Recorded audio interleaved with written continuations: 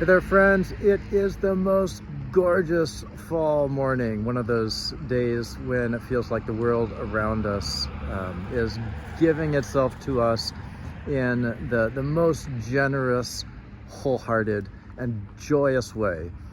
And truly it is. One of the things that Christians believe is that the God who created the world continues to hold the world in being and to sustain the world. That if God stopped giving God's active presence, if God stopped pouring God's life into the creation, everything would cease to exist.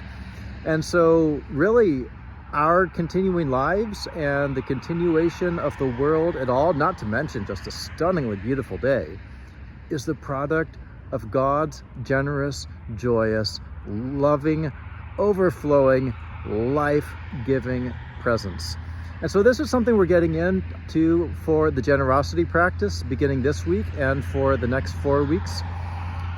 Generosity is one of the facets of Jesus' life that was so profound, so remarkable, and we are people who are seeking to follow Jesus, to be with him and to become like him and to do what he did.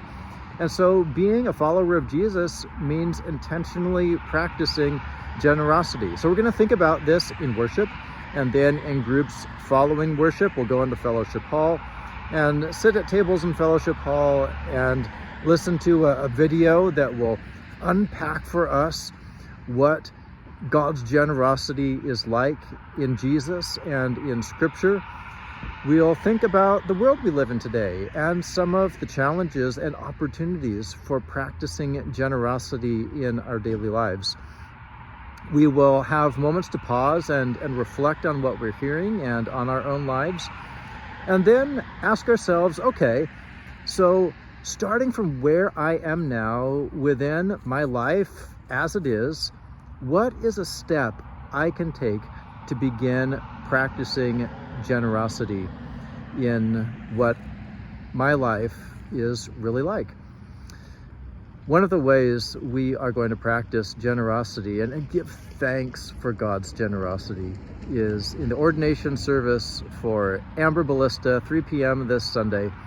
The Presbytery of the Western Reserve and Eastminster Presbytery are going to come together for a worship service that I think has got to be one of the most special worship services that our church has ever hosted, the ordination of a minister of word and sacrament.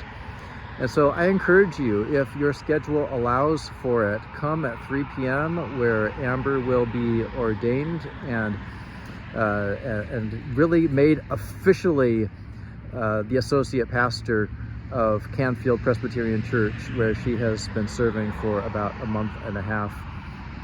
We're going to present her with the gift of a pulpit road, an expression of our commitment and our joy as Amber goes into this milestone moment in her journey. So it's a week all about generosity, all about God's overflowing joy and presence and life in us and around us. It's a blessing. So let's be open to it as people loving God, sharing relationships, serving others from the heart of Christ.